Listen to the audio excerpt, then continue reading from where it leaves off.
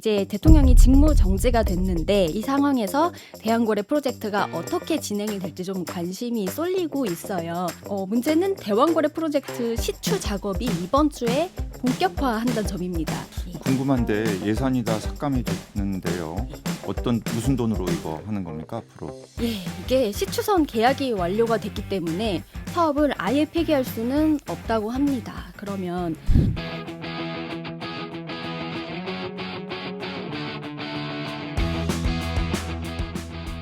기후의 눈으로 경제를 읽다. CBS 기후로운 경제생활에 오신 것을 환영합니다. 저는 진행을 맡은 홍종호입니다.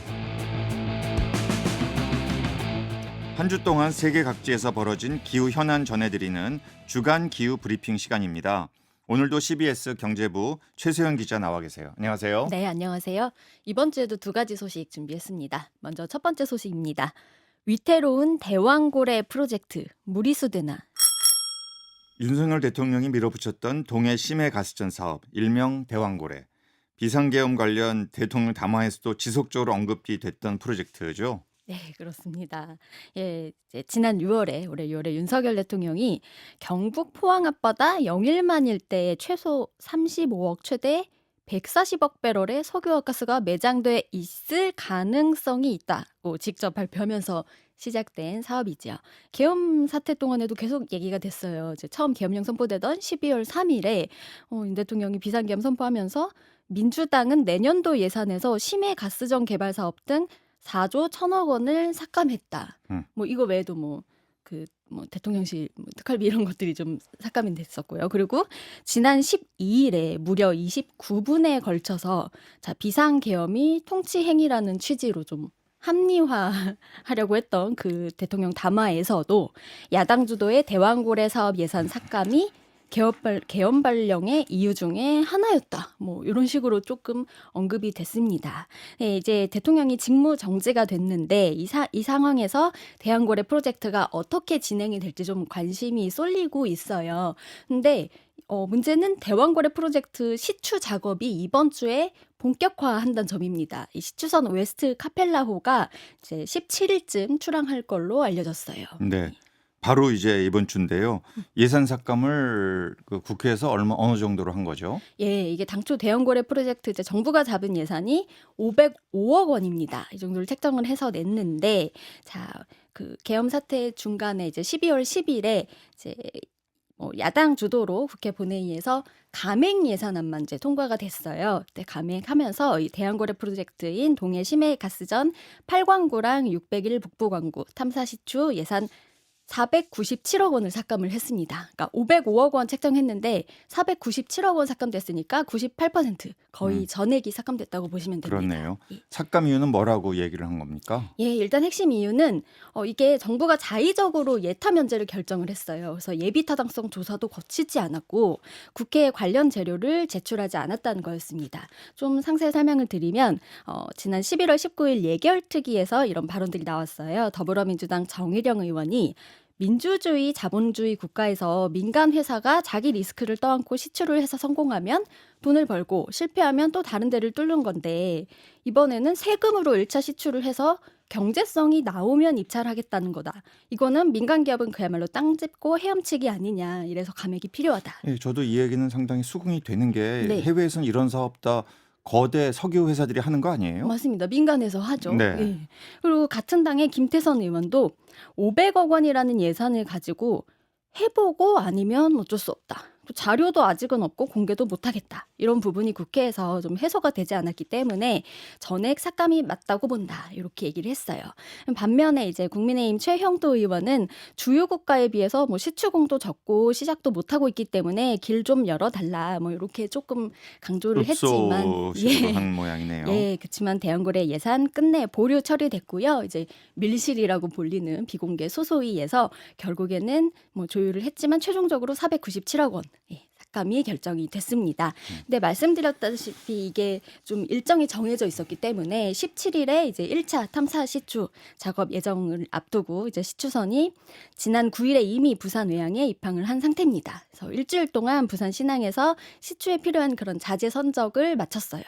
그래서 이제 17일 경북 포항 앞바다 대왕고래로 이름 붙여진 1차 시추 해역으로 출발을 하게 됩니다. 그러면 첫 탐사 시추를 위한 구멍 뚫기 작업, 이제 굴착 작업이 이번 주 중에 이루어질 그렇군요. 예정입니다. 예. 궁금한데 예산이 다 삭감이 됐는데요.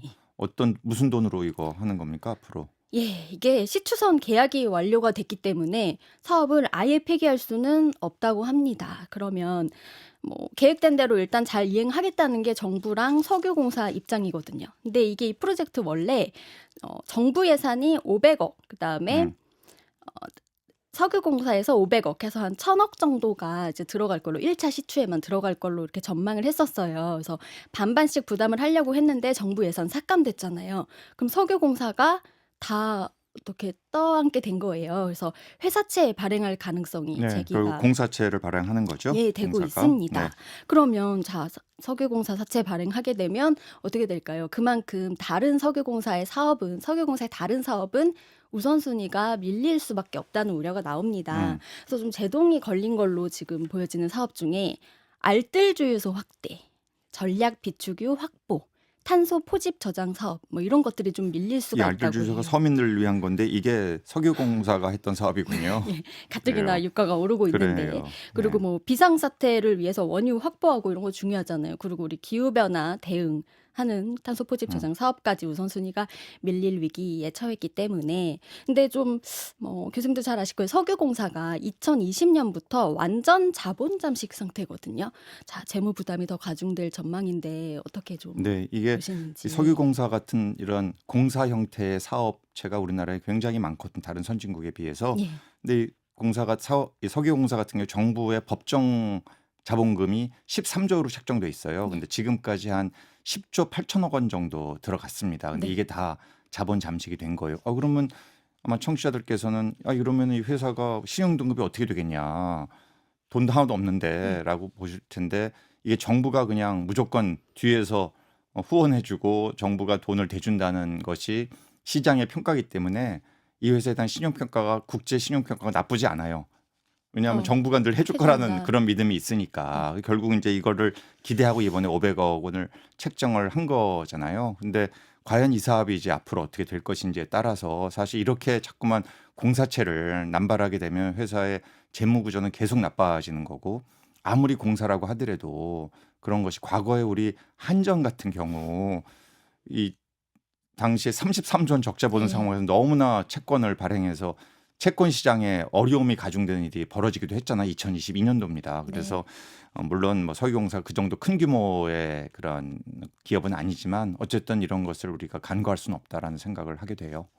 그럼 잘못하면 이거 대왕고래 프로젝트의 성패에 따라서 석유공사의 존폐가 갈리는 건 글쎄요, 아닐까요? 뭐 이제 얼마나 앞으로 계속 뚫어갈 건지 이제 예. 이런 것들이 문제인데요. 좀 이런 것도 차분하게 했으면 하는 생각이 안 들 수가 없어요. 과연 과거부터도 이 지역에 이제 석유나 가스가 매장돼 있다 이런 얘기가 계속 나왔었는데 너무 좀 투명성도 좀 없어 보이고, 국회 아까도 나왔지만 관련 자료도 제공하지 않고 좀 밀어붙인다는 느낌을 이제 가지게 되는 거죠. 예. 예. 안 그래도 정부에 대한 이제 신뢰도는 바닥으로 추락한 마당이고요. 그러니까요.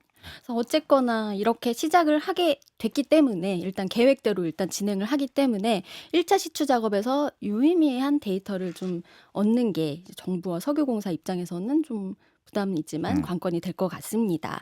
근데 이 사업의 성공 확률에 대해서도 방금 이제 투명성 얘기하셨지만 여러 가지 얘기가 나왔었어요. 이게 미국 액트지오사가 이제 발표를 했을 때 이렇게 가스점 가능성을 이렇게 발표했어요. 5곳을 시추하면 한 곳에서는 석유가 나올 가능성이 있다. 그래서 성공률이 20%라고 발표를 했었어요. 네, 엄청나게 잘 찍나 보죠. 예, 자, 근데 다섯 곳을.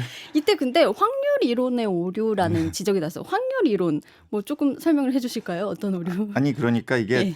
그 5군데라는 것이 이게 수학적 확률이라고 20%를 얘기한다면은 그 5군 중에 반드시 한 군데에서는 석유가 경제성 있는 석유가 나온다라는 것을 전제로 하는 거잖아요. 근데 네. 사실은 모르는 거 아닙니까? 예. 이 다른 민간 회사가 이 정도로 되면은 전 세계 안 뚫는 곳이 어디 있겠어요. 그런데 엄청나게 뚫어서 안 나오기도 하고 좀 나왔지만 사업성이 없기도 하고 또 대박이 나기도 하고 이런 거잖아요. 근데 이렇게 20%라고 꼭 집어서 엄청난 그것도 확률을 제시하는 것은 저는 이걸 보고 이 회사를 믿을 수 없다 이런 생각을 하게 된 거죠.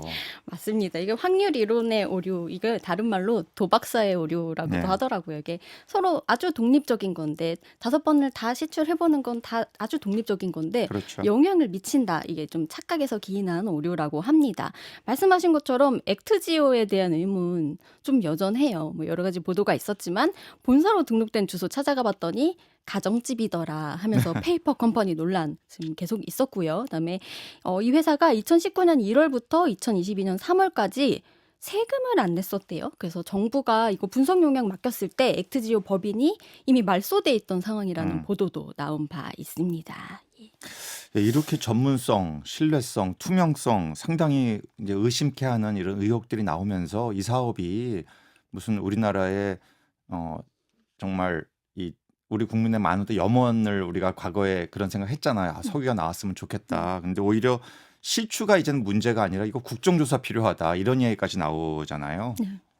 이게 좀 경제적 손해를 메꾸려면 좀 반드시 성공을 해야만 하는 그런 처지가 돼버렸는데, 자, 만약 1차 시추에서 석유나 뭐 가스 존재를 발견을 못하더라도 뭐 안반에서 적어도 탄화수소가 있다, 뭐 이런 음. 거라도 좀 확인을 하던가, 그래서 우리가 뚫으면 될 거다, 뭐 이런 좀 데이터를 확보를 한다면 그게 좀 성공적인 시추로 평가될 수는 있다고 합니다. 그러니까 관건은 이번에 1차 시추 사업의 관건은 탄화수소의 존재 여부를 밝힐 것이냐. 이게 발견이 되면 뭐 천연가스 발견될 수도 있고 석유가 발견될 수도 있다. 이렇게 보는 건데요.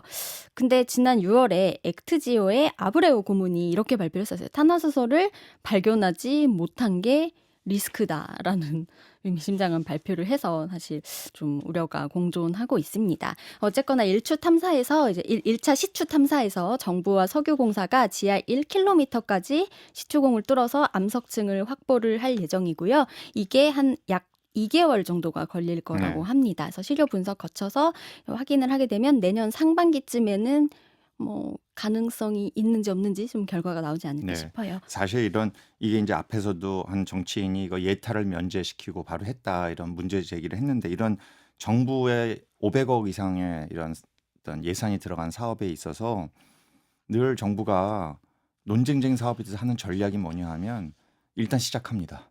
예타 면제. 일단 시작하고 나서 네. 그러니까 투명하게 절차를 밟지 않고 일단 시작한 다음에 시작했는데 어떻게 그만두겠냐. 계속 가야지. 이런 것들이 정부가 무리하게 어떤 정부 주도의 국책 사업을 강행하고자 할 때 보이는 상당히 전형적인 이런 행태거든요. 일본도 2천억 원을 그런 식으로 써서 뭐 설사 탄화수소가 좀 나왔다고 한들 사실은 그 다음에 꼭 다음 시추에서 충분한 석유가 나온다는 보장은 없는 것인데도 한번 시작했으니 계속 갑시다라는 논리를 만들어낼 수가 있는 거여서 저는 이런 국책 사업은 정말 전체적인 여건, 상황, 또 이것이 과연 지금 대한민국에 꼭 필요한 사업인지 이런 것들에는 검토를 충분히 하고 해야 되지 않나는 생각을 과거의 정부들의 행태를 보면은 그런 생각을 하게 되고요. 근데 그런 관점에서 이 기후 문제를 따졌을 때도 이 대왕고래 프로젝트에 지적할 게 많이 있다 이런 얘기가 나오잖아요. 맞습니다. 예산 투입할 때 우리 기회비용 항상 생각해야 네. 되잖아요.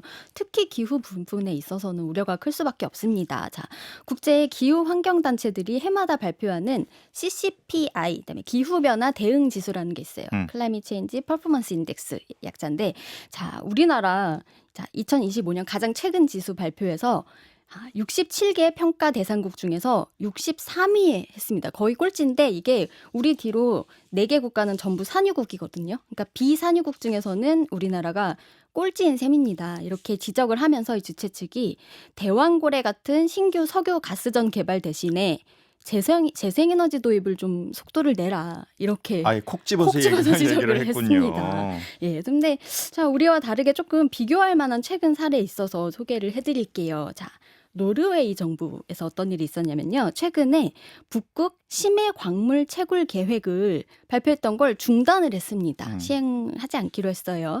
이게 해양 생태계를 파괴할 수 있고 또 많은 양의 탄소가 배출될 수 있다. 이런 우려에 부딪혀서 굉장히 강한 반대가 있었는데 그래서 정부가 이거를 수용하기로 한 겁니다. 그래서 지금 현 정부 임기인 내년까지 광물 채굴 계획을 중단을 하기로 발표를 했습니다. 그래서 외신들이 정치 사회적 합의를 통해서 국가 정책을 추진한 성숙한 합의주의의 결과다. 이렇게 좀 이제 평가를 하고 있습니다.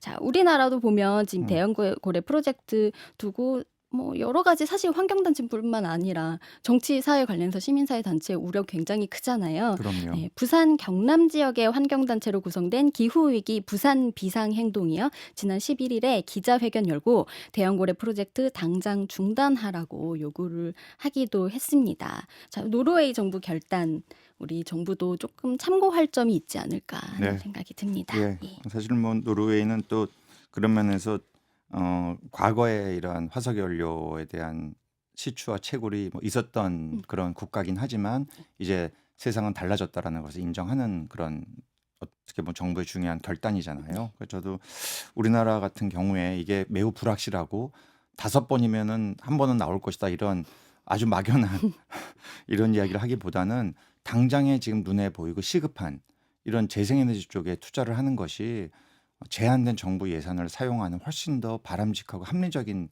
그런 방안이 아닐까. 왜냐하면 이것은 매우 불확실하고 아주 극단적으로는 사실 좌초자산이 될 수도 있거든요. 맞아요. 그런데 반면에 재생에너지 지금 전 세계적으로 태양광 풍력에 대한 증가 속도가 어마어마하게 빠르게 네. 달라지고 있기 때문에 그런 차원에서 우리나라의 예산의 우선순위 이런 걸 좀 더 생각해 보고 우리나라의 중장기적인 발전 방향을 생각해 보고 전략적인 그런 선택을 해야 되는 그런 사안이 아닌가 싶습니다. 맞습니다.